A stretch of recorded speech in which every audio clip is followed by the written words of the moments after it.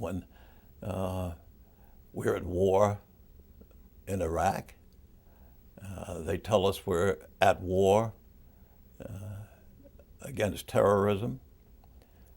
I'd say that George W. Bush has declared war on the environment, and I think people ought to stand up and be counted in opposition to that.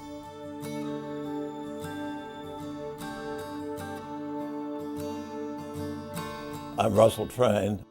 I'm Chairman Emeritus of the World Wildlife Fund. During the Nixon administration as head of EPA, and I've been a conservationist, environmentalist, for at least 40 to 50 years now. I grew up a Republican. You know, you sort of inherit these things. My great-grandfather was a Republican member of Congress during the Civil War. I certainly always have felt that the Republican Party stood for conservative values. The first national park, Yellowstone, was created in 1872. Now, that was a Republican year, right after the Civil War, and General Grant, then the president, was the person you have to give credit to for Yellowstone. Go back to Teddy Roosevelt and say Roosevelt was a great conservationist. He created our national forests and national wildlife refuges, and he took a strong interest in conservation. Get to Richard Nixon, you have a fantastic blooming of environmental interest and initiatives on the part of the administration. EPA, and the Environmental Protection Agency, was the creature of Richard Nixon. Clean Air Act of 1972, Clean Air Act of 1970, Ocean Dumping Controls, Safe Drinking Water Act, a Noise Control Act, Toxic Substances Control Act, Marine Mammal Protection Act, you name it. So during the Nixon administration, Ford administration, we accomplished a great deal. I was never officially part of the administration of George H.W. Bush, Bush the First. We were good personal friends, and our families were friends.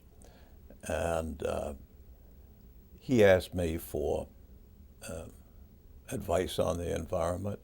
He asked me to explain the environment to him. Well, that was not exactly an easy thing to do in a short while, but we sat down and talked in Florida for an hour or so, and he really wanted to know. He entered the presidency with a determination to be a good environmental president. He really sponsored the Clean Air Act amendments of 1990, and that's the law under which we live today. Bush 1 had a very good environmental record, and his heart was absolutely in the right place on the issue.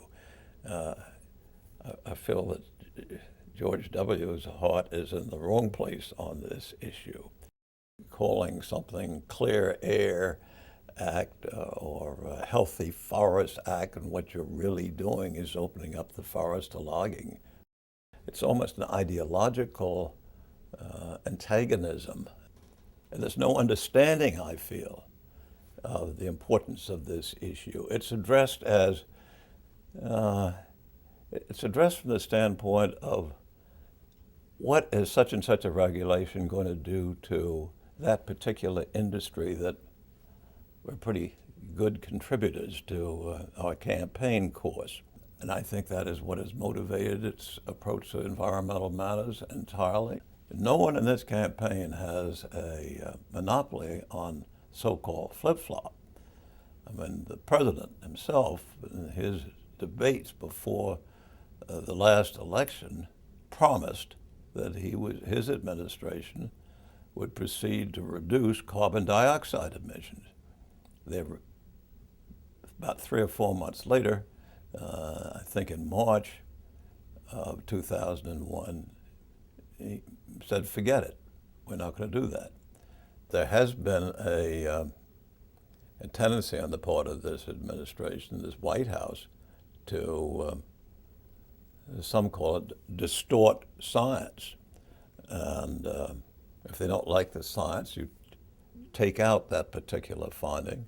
Well, as I understand, EPA did do a study, at least a preliminary study in New York, which showed some very troublesome hazardous air pollutant problems. And they were told by, I don't know whether the White House or the Council on Environmental Quality, to change those results. I think this administration is not a conservative administration. I think it's a radical administration. It represents a radical rollback of environmental policy going back to a period many, many years ago. It's backward. The Bible has the golden rule in it. The golden rule says, "Thou shalt do unto others what you would have them do unto you." My way of thinking, those others include the whole community of this earth, all the living things and inanimate as well.